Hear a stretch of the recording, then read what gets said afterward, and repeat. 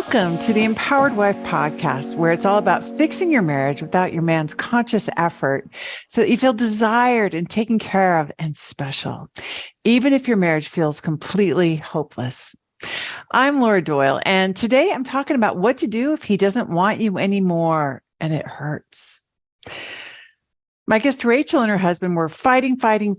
It was the norm at their house. She couldn't understand why he wouldn't try to heal their marriage. Then Rachel decided to experiment with all of the intimacy skills. And then, after a long winter, her husband said something he hadn't said in a very long time.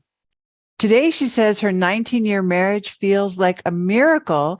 She's full of joy. So she's going to tell us what she did so you can do it too. All that's coming up. But first, let's talk about what to do if he doesn't want you anymore and it hurts. Because it does hurt really bad. Whatever his actions are, they are speaking louder than his words. And if he's too busy to spend time with you, or if he's saying he doesn't want you and making plans to leave you or has already left, it can leave you with the excruciating impression that you're unlovable. And there's no lonelier feeling than that. And well-meaning friends can make it even worse by telling you to stop loving him or to stop trying to make him love you. You'll hear things like, then he doesn't deserve you. You'll find someone better. They might advise you to cut off all ties with him. And sure, you could do that. You could become defensive and focus all your energy on walking away and starting again. But what if that's not what your heart is telling you to do?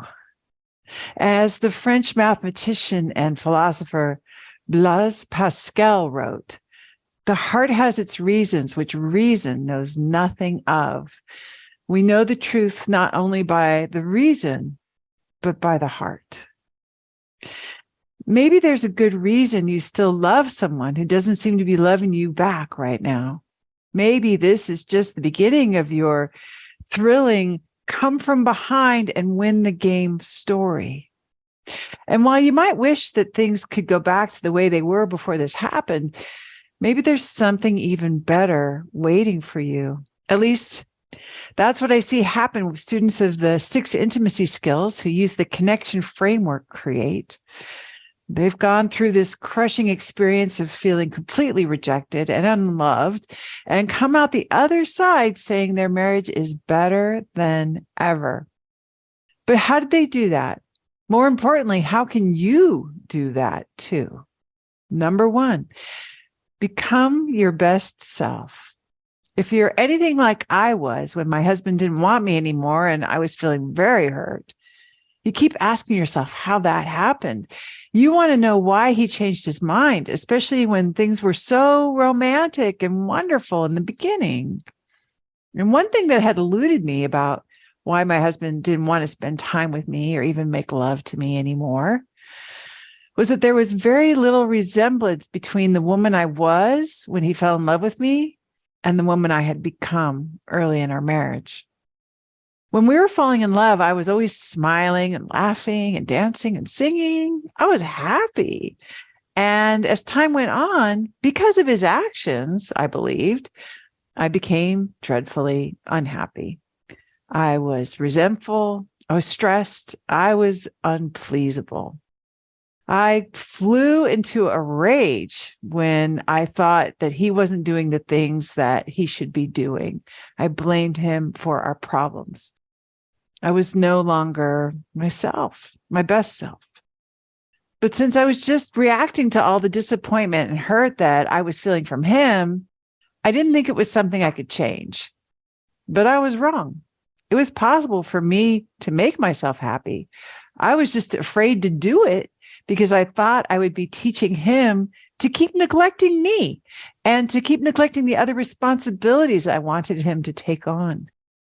In other words, my misery was a form of control, and it was super ineffective. He never did get motivated or inspired by my misery. I was just chronically unhappy, and we were stuck there. But deciding to make myself happy and finding my dignity as a result of feeling filled up so I could respond better, that worked wonders in making me into an irresistible magnet that drew him close to me. It may seem like a strange time to get happy when your husband doesn't want you anymore, but it's interesting to think about what might happen for you if you did, right? I mean, you'd be happier, for one thing, and that will make you more attractive to him too, in my experience. Number 2, get reassurance, but not from him. Of course, feeling unwanted makes you scared and sad and hurt.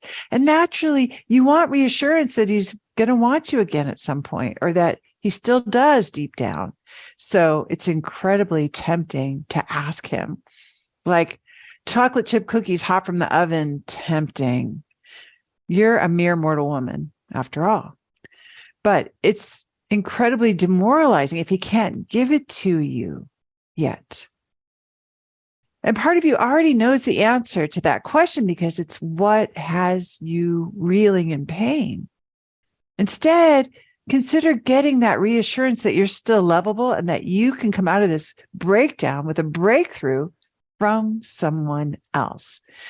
I mean, just the way plants need light and soil and air to thrive, you require that encouragement and hope, and you can get it from people other than your husband.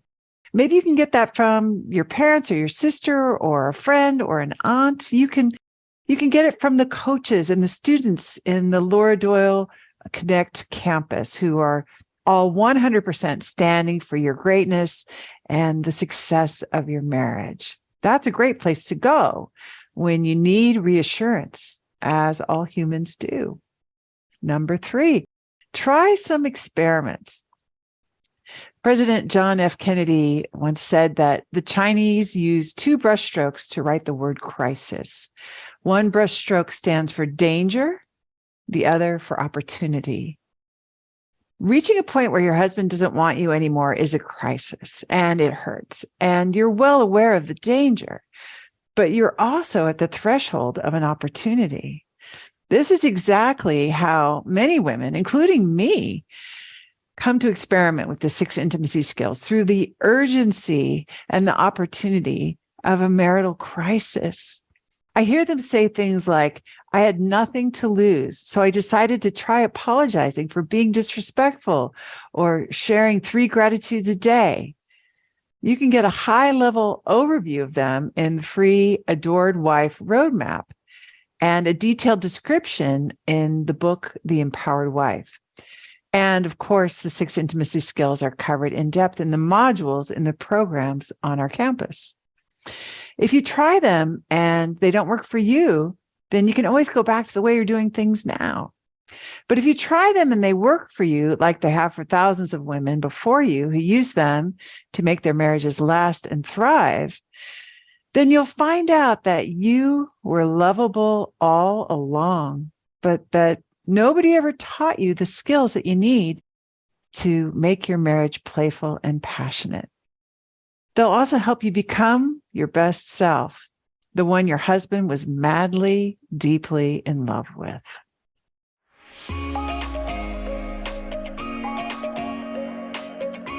If you're wondering how to get started with fixing your relationship and making it shiny again, then you need a roadmap. Get 6 simple steps to follow that will set your relationship up for success.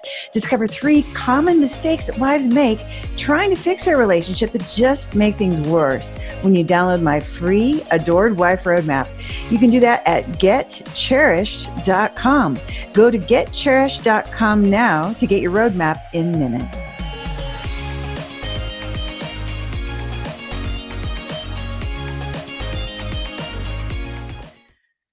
My guest Rachel and her husband were fighting. It was the norm at their house. She couldn't understand why he wouldn't try to heal their marriage. Then Rachel decided to experiment with all of the intimacy skills. And after a long winter, her husband said something he hadn't said in a very long time. Today, she says her marriage feels like a miracle and she is full of joy. She's going to tell us what she did so you can do it too. Rachel, Welcome to the Empowered Wife podcast. I'm so excited you're here. Hi, Laura. It's an honor to be here. I always aspired to be one of the women on the podcast sharing their story of hope. I just never thought it would be me because of fear in my marriage. Wow. Well, congratulations for making it to here. This is a victory lap we're taking together. We're going to be doing our happy dance today. So congratulations. Thank you. But before we get to that, let's start with what things were like in the bad old days for you. Okay.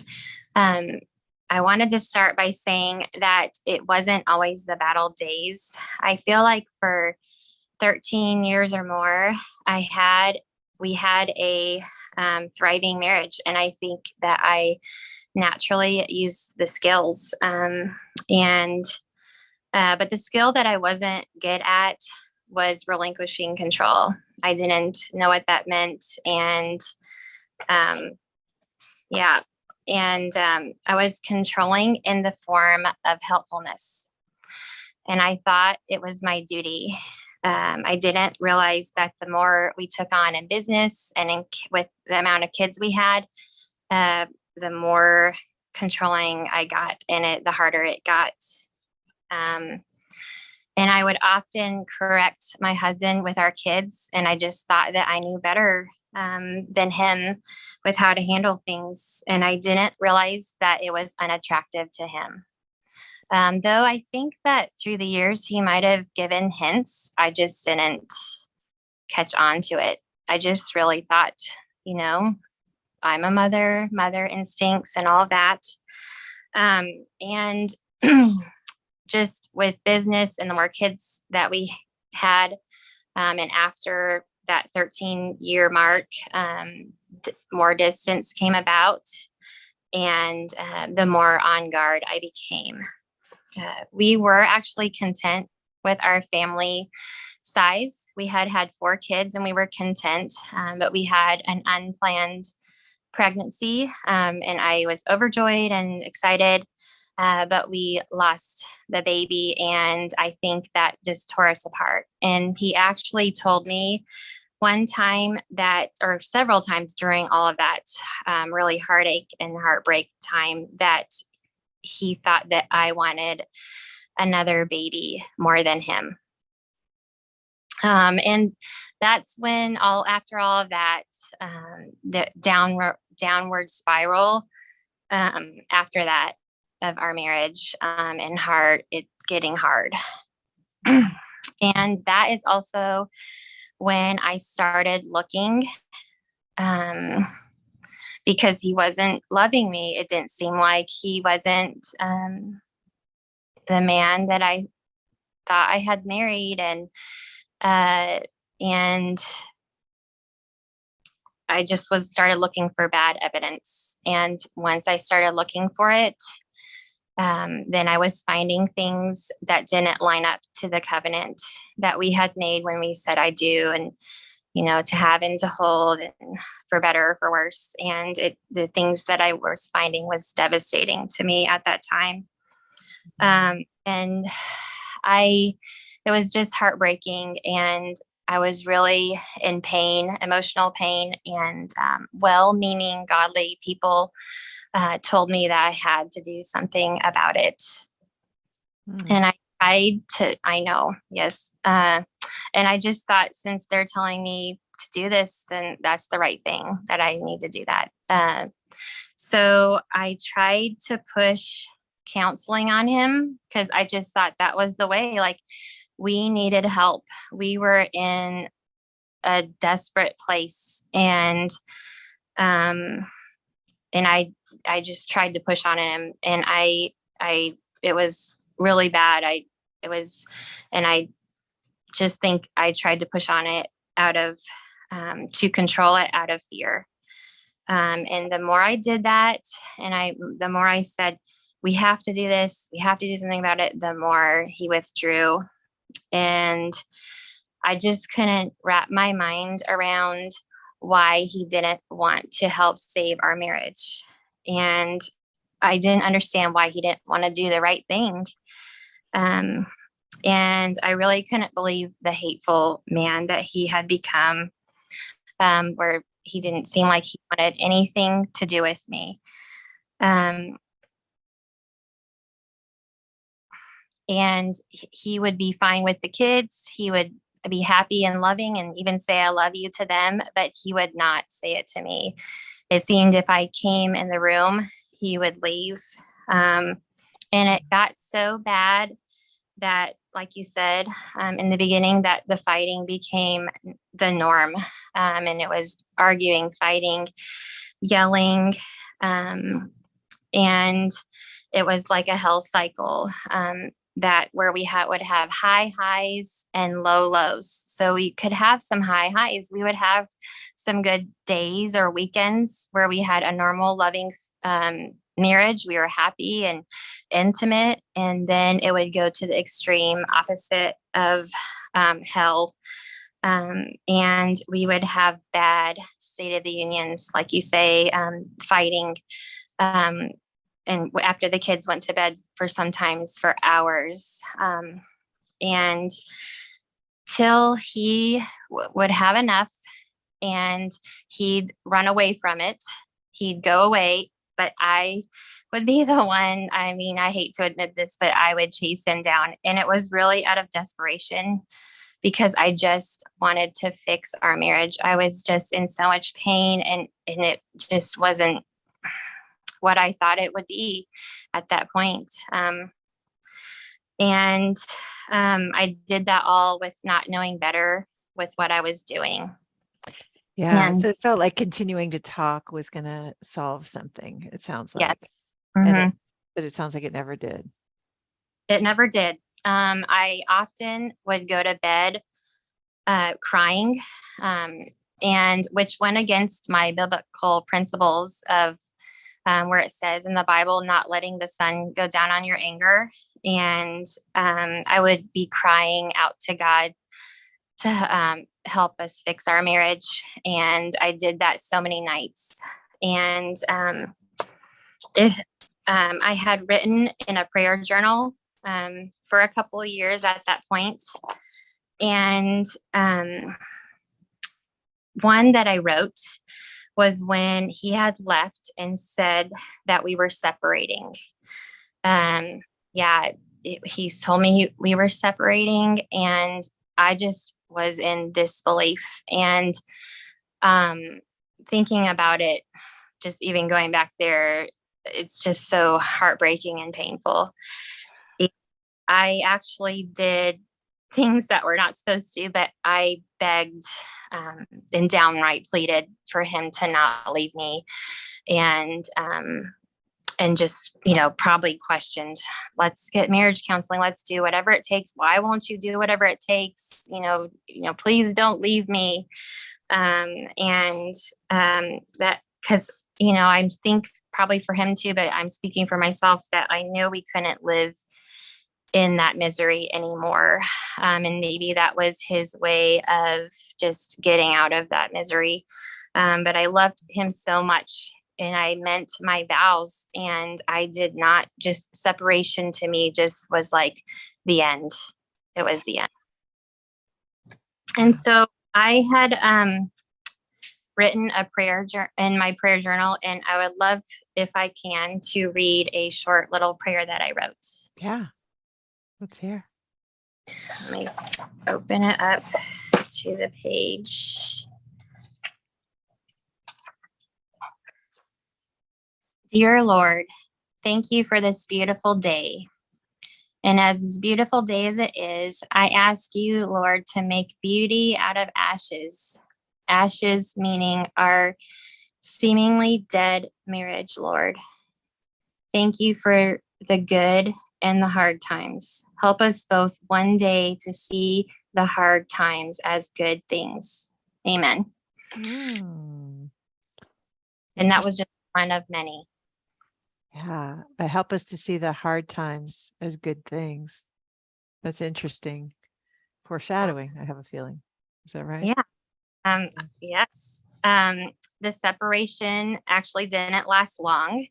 he came back and he said he wanted to stay married, but just as roommates. And because he wanted to be around our kids as much as I was, and he had always been a good dad, and that was just important to him. In his life, his dad wasn't around, and he would said he's never going to be like that. And well, as good as that is of him being a good dad, to me, it was heartbreaking to think about being roommates. That is not the vow I took, and that's not what I wanted. I wanted a restored marriage, and I just wanted to do whatever it took for me. And so, yeah. At this point, it's feeling pretty hopeless. It sounds yeah. like that's so. Even though you're praying these prayers, you didn't really see a way. No, I didn't. And, speaking of that, that's not something I thought about until just now, but God wants us to take action. We're not just sitting and waiting for a poof magic thing to happen. We have to take action to make things happen. So that's just something I thought about just now. Yeah. Interesting. And you took some action, as I know. So, okay. And we're getting to that a bit. Yeah. The hell cycle continued. And again, we'd have high highs and low lows, and it just kept going on like that. And I just decided that I had to do something. I just could not live like that anymore. And it was the fighting was getting worse. And instead of before, where it was after the kids went to bed, it had gotten like in front of them. And that's not who both of us wanted to be. Speaking for myself, definitely, but I know for him too.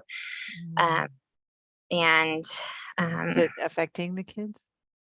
Yeah, it was affecting the kids for sure. Mm-hmm. They're scared, probably. Huh? Yeah. Lots of, wondering what's happening. And then, but it probably became semi-normal to them. And that's not what I wanted either. So what happened? Yeah. So last fall, still hell. And I just couldn't go on like that anymore, like I said. So I had actually heard about your podcast months before, maybe even 6 months or a year before. I'm not really sure. And I probably listened for a half second, and I was like, no, this is not going to help me. This is not faith-based. My faith is very important to me. And but I loved your, that you want to end world divorce, but I just thought, if this isn't scripture based, I just don't, what does it have to help me? So I just, didn't continue with that. But at that time, last fall, things had gotten so bad. And so I decided I am going to read this book, The Empowered Wife. And I actually now believe that God led me to it. And I actually also believe that all of the skills line up with scripture. And that's why it's just something that's a part of me now. And I'm so glad and I'm grateful. Wow. Okay. So, well, that's awesome. I love hearing that. So break that down for us a little bit. So you decided to read the book, and maybe go back to the podcast, it sounds like.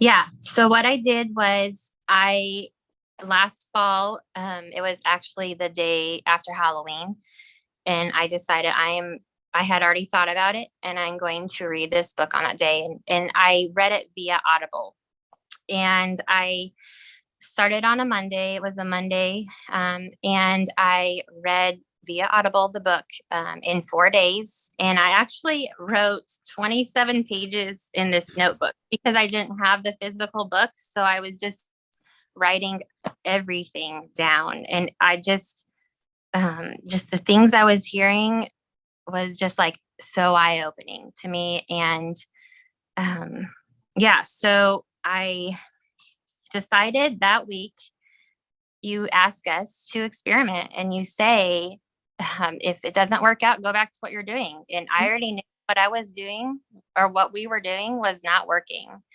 And so I decided to experiment with expressing desires that week that I was reading the book, and I still hadn't finished the book. It must have been on that chapter and on expressing desires. And so one day after a long, busy day, I said, in my head, I said, I'm going to try this out. And so I said to him, I'd love to not put the kids to bed tonight.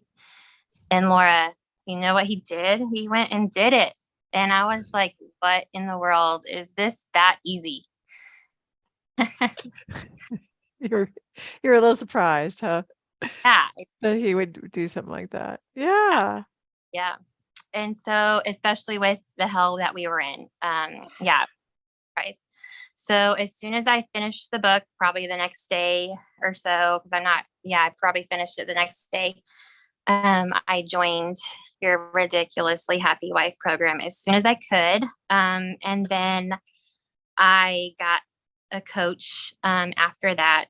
And I hate to admit this now, but before I had read the book, I had opened a secret bank account where I had put money I had made on side jobs, and it was for in case we got a divorce.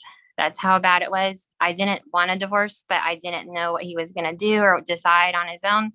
And I just didn't know what to do. So I had saved some money, not very much, as a stay-at-home mom, but that's what that money was for. And it's sad to say it, but that's what it was for. But I said, instead, I'm going to invest this in this, and I'm going to see, I don't want a divorce from this man that I loved, that I had met when I was 19 years old, and I had spent half my life with him, and I really loved him. And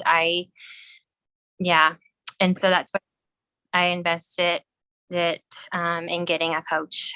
Wow, I have chills hearing about this. So you used your just in case we get a divorce money to enroll in Ridiculously Happy Wife. You didn't have to have a conversation with him about it. It sounds like No, I about the didn't money help or the out doing any of this. None of this. okay. Yeah. So I had a coach for 10 months, and I did as many group coaching calls as I could. And I dived into the skills as much as I could with having 4 kids. And it was hard. It was hard to change because, at first in the beginning, I thought it was his responsibility to make me happy. And I wondered why he wouldn't want to. And I was so hitched onto the roller coaster. So if he seemed angry, I walked on eggshells. If he was okay, I was okay. That's how we had the highs and lows. If he was upset, I wondered what I did to cause it. I thought it was my fault. And so that's why before I had joined the program, I would often go to him and say, what have I done to cause this? And it just caused fights. So I didn't understand that he was his own person and I was my own person, and that maybe, just maybe, I wasn't the one causing his emotions, his feelings. Yeah. Yeah. So what did you do differently? You stopped asking him, what did I do? Is that Yeah, so that was before. So once I was learning the skills, I was just like trying to do everything I could. So I didn't do that anymore. I didn't go ask him, even though at first it was so hard because I felt that urge to go to him, but I just duct taped. I, just kept my mouth shut for then. at first. That's what I did. So there was just a familiar habit to go and ask that, and it took some effort to choose a different way. But That's this was right. your experiment. This is your experiment you're Yeah. trying. So you're going to see Yeah. like, how does this work? Okay. I'm going to invest in this and I'm going to do it. And so then if we did get a divorce, I would know that I did everything I could. Yeah. So when I first learned about self-care, it was kind of hard. And at first it was just canceled out by me just, thinking about him and why things weren't right. And it was just canceled out until I realized that self care was for me and to fill up my cup so that I could be a better mom, a better wife, a better person, and not full of resentful thoughts and all of that. And I also learned that self care helped me fill me up, like I said, fill my cup up so that offenses were easily able to roll off than they have. So things weren't stinging as much when they happened. You didn't take it as hard. What kinds of things did you do for self-care?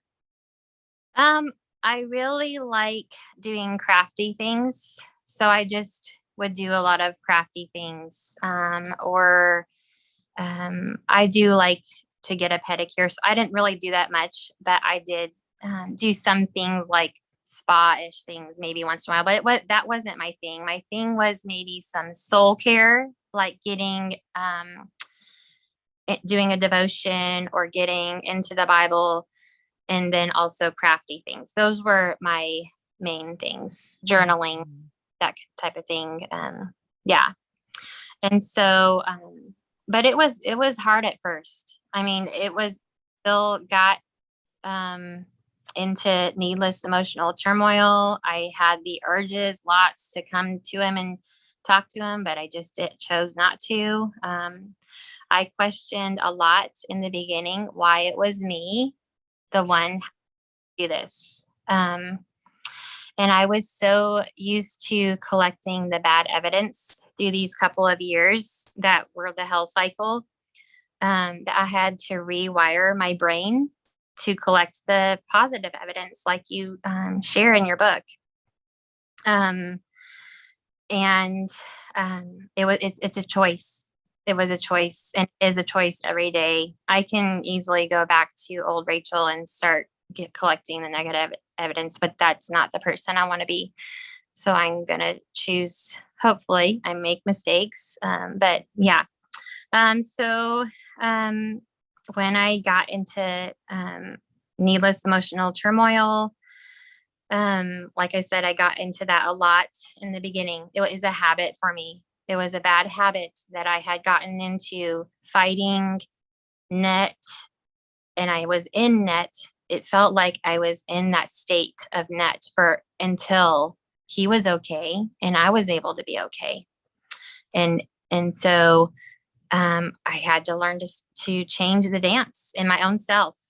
So at first, and this had become a norm during those hell cycle years, that he would be going out once a week. And I didn't know where, because before the pre-skills, I would be asking him and saying, why are you doing this to me? Why can't we go on a date? Wouldn't that be better? All that kind of junk that would come out of my mouth. And I used to criticize, and I didn't know it was criticizing. I didn't know it was criticizing, and it actually was. Until I was able to change my mindset that was him getting self-care. And I was say that out loud to him one time. And I think it was kind of shocking to him. I don't know, but I just said, oh, I'm so glad that you get to go out and de-stress from a busy work week. Yeah. And so then after he left, I did self-care because it was hard. My old habit after he had left before the skills was to get in net and stay there. I feel like I wasn't even able to be a good mom because I was just too focused on that. So that did take time for me to work on it. So, So Rachel, what did you do to? I love that story that you said, "Oh, I'm glad you're able to de-stress after a hard week." Like that is huge. That seems like it was almost a superpower, right? To like be able to say spouse fulfilling prophecy a to spouse fulfilling prophecy. self. Yeah. Yeah. Yeah. So, what did you do too? Because you mentioned you touched on how you were a little bit stuck on why does it have to be me? Why do I have to do all this work on our relationship? You'd already been begging and pleading and trying to save it, praying. What did you do to get past that? I mean, it does seem kind of unfair, right? Yeah. Yeah. So when I fell into net or when I was thinking those thoughts, that wasn't the person that I wanted to be. So I decided to take my thoughts captive. Scripture even calls us to do that, but so many people don't, and they just live in that spiral of those thoughts, even about their marriage or anything. But specifically for me, it was my marriage. So I decided that I had a choice to take my thoughts captive. And how I did that was I wrote down 5 gratitudes, like you say. Yeah. And I, once I was writing down the gratitudes, that became my positive list of evidences that he loved me. And yeah, and I just really think that that is what helped me to at first my mindset to change, because before I had been collecting all that bad evidence, but then I started collecting the good evidence and I was writing it down in a gratitude journal. I had a gratitude journal. And so, yeah, at first, my husband didn't want to hear any gratitudes because you know, in your book, you say try to share with him 3, and he would not take it. He would say, I don't need to hear that. I don't want to hear that from you. Stuff like that. And Ouch. I know. Yeah. So on one of my first hot seats with Coach Kathy, she inspired me to journal them. So that's why I had a gratitude journal. Until over months and months of time, I was finally able to say them out loud. Maybe still not as much, but I was able to actually voice them to him and he accepted them. Maybe he didn't say anything, but he didn't tell me to not say it anymore. And why do you think he was more accepting of your gratitude? Well, I think because of all those things I had stopped doing that I had been doing, I had stopped criticizing. I had stopped. Well, I mean, of course, I'm still working on it, work in progress till the day I die. But you know, I learned what respect was. I learned about relinquishing control and all of the skills, and I just was working on myself. That's the point of what I was doing with my coach, and you know, going to all the coaching calls. It was to save my marriage, but ending up, you know, changing me to be a better person. Wow. So you changed. You've Yeah, become a better Rachel. I hope so. But yes, I think so. Hmm. And I did he change also? um I think so, because he wasn't having to live in the defense of me coming to him and saying, we just need to work on this. We need to change our, you know, we need to get marriage counseling. We need, you know, we need to do this and that. And what my, you know, it was, my heart was in the right place when I was coming to him, but I didn't understand that it was disrespectful. And I think then he was able to let his guard down, and plus I was able to see, you know, the man that I had fallen in love with and loved so many years. And I think both of us had become people that we didn't want to be. But since this is about me and my story, for me and myself, I believe I changed. I love it. I love it, Rachel. It's very accountable the way you tell the story. And it's also, I'm impressed with how much you're keeping it on your paper, right? You're really focused on what you have control over and using your influence wisely also like keeping that gratitude journal and focusing on the evidence of the good things about that man that you fell in love with. It sounds like what you did was create emotional safety. Yeah. Oh, yeah. It wasn't safe at all, because all those times we were fighting when I had well intended, in my heart to make it better, all he was hearing was criticism. And so he had to protect himself. And so then I wasn't saying that anymore. So then he could, yeah. Yep.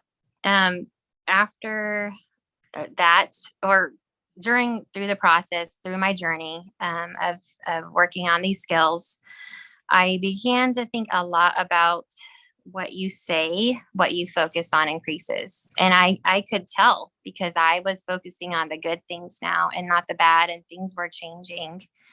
And, uh, like I said earlier, I had a choice to focus on what I wanted. So I was focusing on what I wanted instead of what I didn't want. Um, I even remember it's just coming to me right now before the skills during all that hell cycle time, him saying that I don't know what I want, but I know what I don't want. But then I was able to focus on what I wanted instead of because the things that I didn't want, if I just stay there, that's just a pit that you just keep digging. Yeah.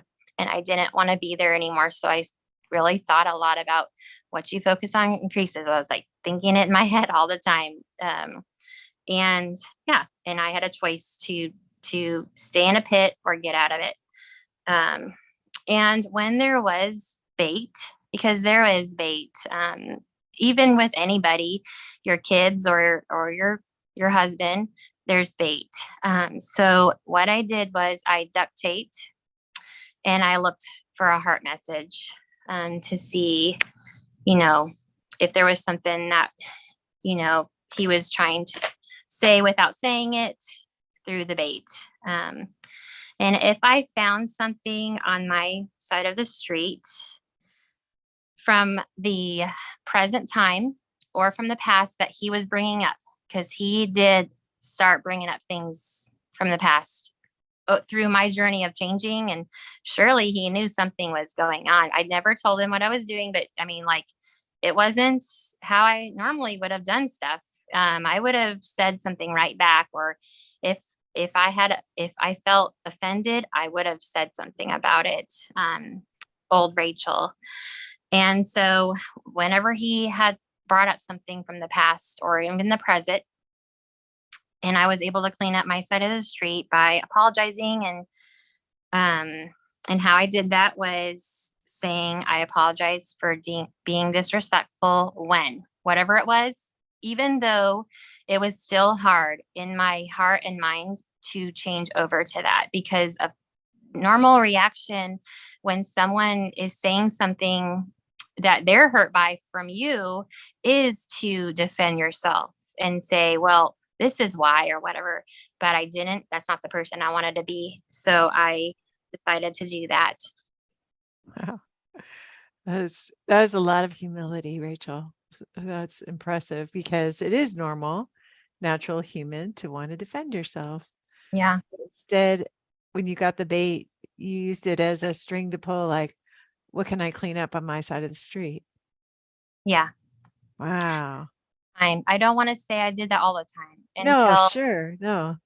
yeah, It's impressive to even do it once, isn't it? Like, come on. Were you ever doing that before when he was hurting your feelings? I wasn't doing that. I was not, I was doing the opposite. Yeah. Yeah. So that's a big deal. Yeah. And I wanted to say real quick that I'm not discounting any of the things that my husband did that got us to the hell that we were in on his side of the street. But that is his journey, I've learned, and that is his side of the street. And it's not my responsibility. I am only in control of myself. And You seem to have really taken that to the next level, Rachel. Very impressive. Your focus on your own power. You sound very empowered. and accountable. It's a big strength of yours. Thank you. Yeah, when I first read the book, will add that I did not trust my husband because of some of the things, that I was uncovering, like during when I was looking for bad evidence before pre-skills. And, I just didn't trust him, but I had to make a choice to choose to trust him. And look for the positive evidence. So I decided to, and this is a work in progress till the day I die, it's going to be, but relinquish control of him and to God over our marriage, which is biblical also, I will say. And I learned that I controlled out of fear, and I learned how controlling I had really become. I didn't realize. Yeah. So because you were scared, right? That's where control comes out of. Yep. Mm-hmm. Scared that you're going to be hurt and feeling Yep. hurt already. And you did have evidence. It's not like you didn't, right? It's kind of logical in a way. Yep. And nobody ever taught you the skills before this. No. Nope. And I think it's like we all know about the concept of staying on your own paper, but no one does it. No one does it. And for me, it was really hard to learn that concept.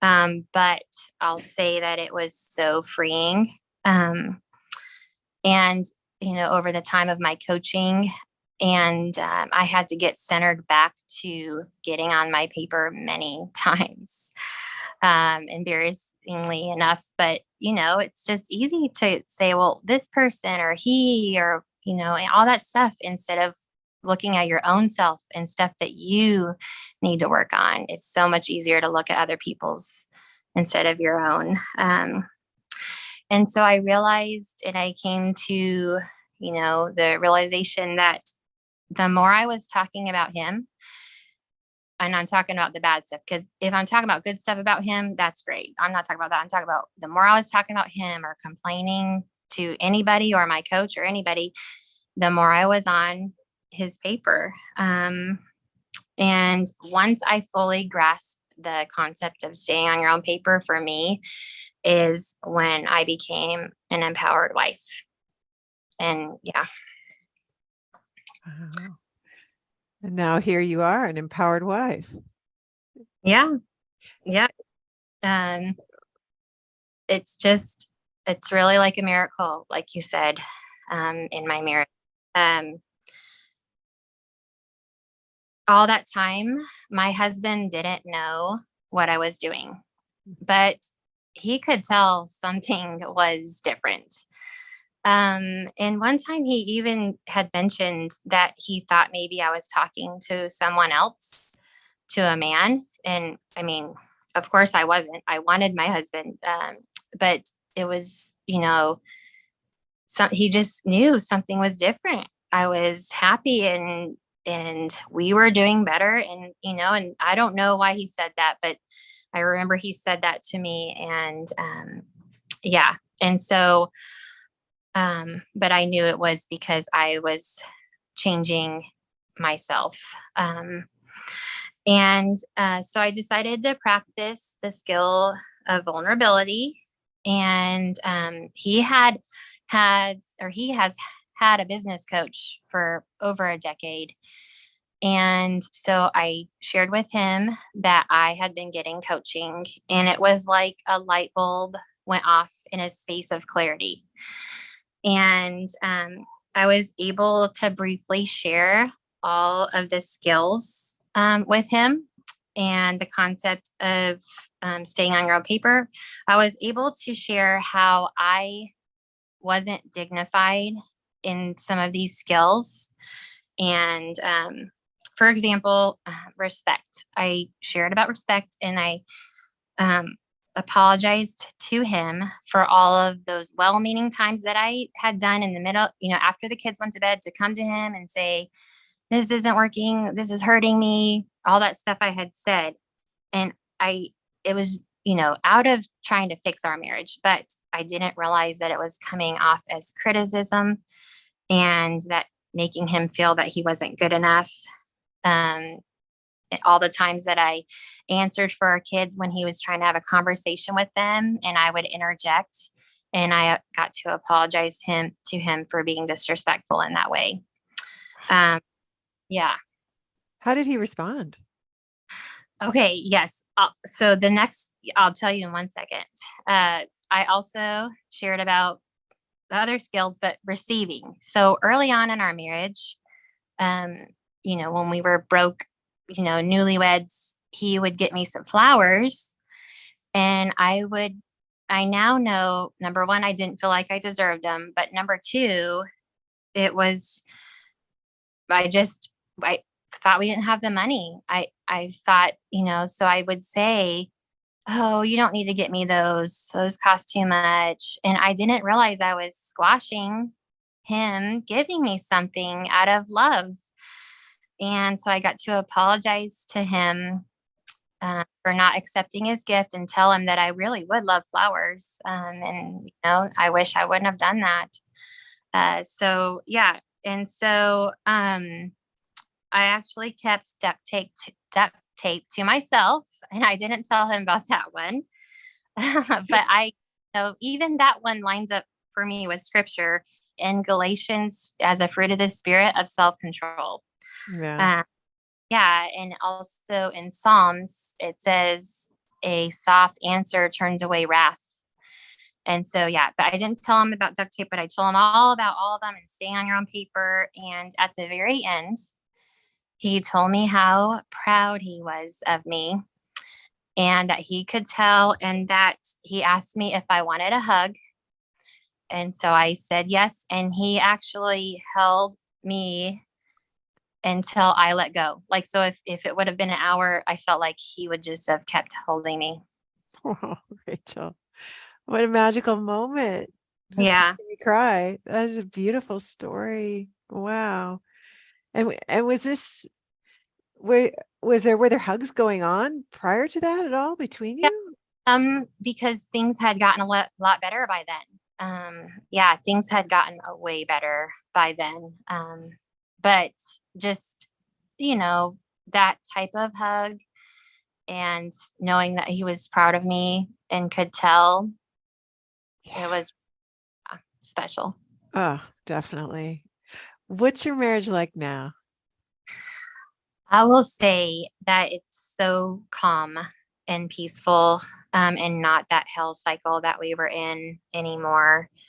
I remember that first day I was on the hot seat with Coach Kathy, like I had mentioned earlier, and she asked me if I could wave a magic wand, what would I do? And I actually don't know what I said, but I know, Laura, now I'm living whatever I had said back then when I was on that call. Yes, Wow. I know. She's like your fairy godmother, kind of. Yeah. What are your wishes? Let's make those come true. And you did. You did. I give you all the credit for it, Rachel. And so going back to your prayer, that prayer you wrote down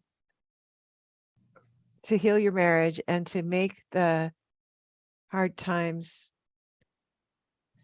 how did you say it? To make the hard times Good. seem I think, good. yeah. Yeah. Yeah. I said, thank you for the good times and hard times. Help us both one day to see the hard times as good. To see the hard times is good. Is that how you see it now? I do. I mean, I don't want to say I wish I would, that um, I wouldn't wish all that hell cycle on anybody, No. but don't know that we would get to where we are now without having to gone through that. Yeah. Yeah. So I hear your gratitude. I hear you're grateful for even the hard times, Yeah. just like in your prayer. Yep. Yeah. Say Yep. a magic wand in a prayer. It all came true. Yep. He So said he loves me. He asked me to go on dates or even maybe just to the hardware store. And I received that to go. when Going I'm to a bringing, hardware store definitely counts as a date. We do that all the time. So yeah. it can be anything, right? Um, I'm doing just reading or doing my self care. He'll come and find me and come just sit in the room. He'll hold my hand in the car. It's like you say about being a magnet. So like, yeah, when I'm taking a shower, he'll come in that room. Our physical intimacy has flourished, and he'll be flirty in person or in text. Yeah, and I'm just really grateful to you and the community, my coach, and the skills. Wow. So you guys aren't roommates anymore. Doesn't sound like Mm-mm, that no roommate more. takes over. Yeah, Oh. right. And the State of the Union address is on the couch. Do you still have those? No, I No. mean, not going to say it's never going to happen, but old Rachel, she can still come out, and but I know what to do now, and that's what's different. What do Yeah, you do if you're tempted to have a State of the Union address after the kids go to bed? that. Well, I don't really get tempted to do that anymore because I do not like how that was back then. I do not want to go back to that place, so I don't go there. Yeah, I just don't. I choose not to go there. So if you were going to give a tip to someone who's listening who is where you were, where her husband says maybe we should separate and there's fighting all the time and there's all the conversations feel hard. And she wants what you have now, where he holds her hand in the car and takes her to the hardware store on a date, and and there's this closeness, right? There's flirty texts and flirty in persons, and him coming in while you're in the shower. What's your tip for her? What should she do? Um, well, like I said earlier, that um, to just start thinking that saying that you say what you focus on increases, and you can choose what you want. So you can choose to stay in the pit with that evidence, or you can choose to not and to get out of it. Wow. Yeah, and you did a great job really describing exactly how you did that. So I love that. What do you think you would say to Rachel if you could go back in time and talk to her? Tell her what you Yes. know now. Yeah. I have something that, hold on. I would like to read, if that's okay. Yeah. What I would tell myself if I could go Yeah. back and what I know now. This is what I'd say to her, which are actually lyrics to a song. This is it. Everything happens for a reason, but you don't know what you don't know. And you'll never have peace if you don't let go of tomorrow. Because it ain't even faith till your plan falls apart, but you still choose to follow. If it doesn't make sense right now, it will when it's over. There will be joy in the morning. Giving into your feelings is like drowning in the shadows. You got to keep believing, even in the middle of the unknown, because grace will be there when you come to the end of your rope and you let go. It may feel like you're going down now, but the story isn't over. There will be joy in the morning. And this is what I would say to her: there will be joy in the morning, Rachel. You didn't know what you didn't know, the skills. Have faith over fear and let go. I know it doesn't make sense and feels overwhelming, but what you have found is a gift that will empower you to save your marriage, and the joy will come. Wow. Beautiful. So moving. Rachel, how has this impacted your kids that you've gone on this incredible journey of self-transformation and healed your Laura, marriage? yeah, Laura, it is the biggest gift ever. They've had a normal family, but they've also had a family where the parents were fighting and they were scared that their parents were going to get divorced. And that's a scary place for any kid, even if, it's just a scary place for any kid. But now they have parents who love each other and in front of them. And I don't care how embarrassing it is to them. That is such a better place to be in front of your kids than fighting in the hell that we were in. How old are your kids?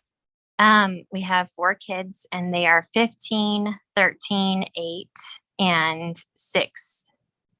Gotcha. And the teenagers are embarrassed when you're physically affectionate. Is that right? That's right. But then our 6-year-old, the other day, I was joking, we were in the car and, they were being kids, all the kids. And I said, if you guys keep doing this, I'm going to give daddy a kiss on the cheek. But, my older kids didn't really want us to do that. But my 6-year-old, he was like, aren't you and daddy going to kiss? Or he would be like, I'm being bad. Are you going to kiss? Yeah. Cute. He just loves it. In other words, he loves seeing that. And your teenagers have the luxury of being grossed out by it now, but they didn't always have that. It is a luxury, right? Because that's safety. Yeah. And I just know that it's a gift for them. They've seen all 3 of like a normal marriage where it's just normal, a marriage where it's hell, and a marriage that's flourishing. Wow. Well, this is a super inspiring story, Rachel. Congratulations. This is a huge accomplishment. I really admire what you've created and think the world needs more women like you who make their marriage a priority and choose their focus wisely. So thank you so much for sharing the whole story with us. I'm sure a lot of people are also inspired. Thank you so much. It's been an honor. If you'd like to be my guest on the Empowered Wife podcast and share about how you fixed a struggling relationship using the 6 intimacy skills, I would love to interview you. Just go to lauradoyle.org/podcast-guest to let me know that you are willing to make a big contribution to ending world divorce by telling your relationship story. I look forward to meeting you. That's lauradoyle.org/podcast-guest. Listen and subscribe to the Empowered Wife podcast. Next week, I'll talk about 3 actions to take if your husband looks at other females online. In the meantime, I hope you're having lots of fun. Today's fun fact is that the Empowered Wife podcast has been downloaded over 2 million times, which means that you've been sharing it with your friends and family and possibly even acquaintances you barely know. I see what you're doing there, and I owe it all to you that this information is getting to women who need it. Thank you. I am so happy and grateful for the love.